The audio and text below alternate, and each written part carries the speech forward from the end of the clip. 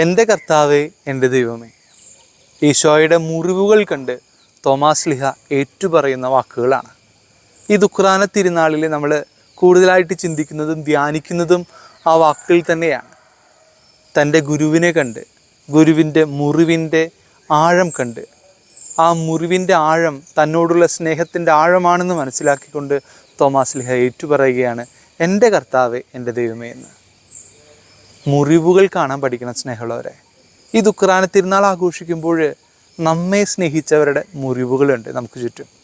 നമ്മുടെ അമ്മയുടെ, നമ്മുടെ മാതാപിതാക്കളുടെ, അപ്പൻ്റെ, സഹോദരങ്ങളുടെ, ബന്ധുക്കളുടെ, സുഹൃത്തുക്കളുടെ, നമുക്കൊക്കെ വേണ്ടി മുറിവേറ്റെടുത്തവർ എത്ര പേരാ.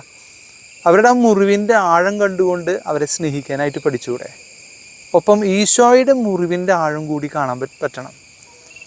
ആ മുറിവുകൾ നമ്മോട് പറയുന്നത് അവന് നമ്മോട് അത്രത്തോളം സ്നേഹമുണ്ടായിരുന്നു എന്നാണ്. നോക്കിയ വചനത്തിൽ ഇന്ന് വളരെ വ്യക്തമായിട്ട് പറയുന്നുണ്ട്, ഈശോ ആദ്യം പ്രത്യക്ഷപ്പെട്ടപ്പോൾ തോമസ് അവിടെ ഉണ്ടായിരുന്നില്ല. കുറേയും കൂടിയും ബലമുള്ള മനുഷ്യനായിരുന്നു. കുറേയും കൂടിയും ഒരു ആത്മീയമായിട്ടുള്ള, മാനസികമായിട്ടുള്ള ഒരു ബലമുള്ള മനുഷ്യനെന്നാണ് തോമാസ് ലീഹായെ നമുക്ക് നോക്കിക്കാണാൻ സാധിക്കുകയുള്ളൂ. ഭയമില്ലാതെ പുറത്തിറങ്ങി നടന്നൊരു മനുഷ്യൻ. നോക്കിയ രണ്ടാമത് കടന്നു വരുമ്പോൾ ശിഷ്യന്മാർ ക്രിസ്തുവിനെക്കുറിച്ച് അവൻ്റെ മുമ്പിൽ പറയുന്നുണ്ട്. ക്രിസ്തു അവരുടെ മുമ്പിൽ പ്രത്യക്ഷപ്പെട്ടുവെന്നും അവൻ്റെ മുറിവുകൾ കണ്ടുവെന്നൊക്കെ പറയുന്നുണ്ട്.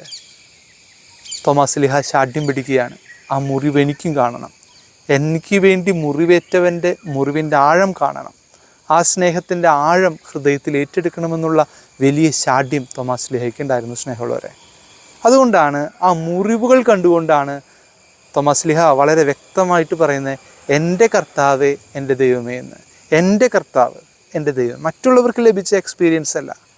തോമാസ് ലീഹയ്ക്ക് വളരെ വ്യത്യസ്തമായിട്ടുള്ളൊരു എക്സ്പീരിയൻസാണ് ഒത്തിതനിൽ നിന്നുണ്ടാകുന്നത്. അതിനുള്ളൊരു ശാഠ്യം തോമാസ് ലീഹയ്ക്ക് ഉണ്ടായി. നമ്മുടെ ജീവിതത്തിലും ഒരുപാട് ശാഠ്യങ്ങളുണ്ട് അല്ലേ?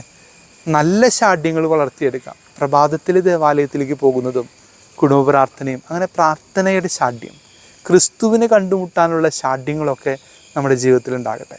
ഈ ദുഃഖാന തിരുനാൾ ആഘോഷിക്കുമ്പോൾ മുറിവിൻ്റെ ആഴം കണ്ടെത്താൻ, സ്നേഹത്തിൻ്റെ ആഴം കണ്ടെത്താനായിട്ട് നമുക്ക് സാധ്യമാകട്ടെ. ദൈവം സമൃദ്ധമായി അനുഗ്രഹിക്കട്ടെ.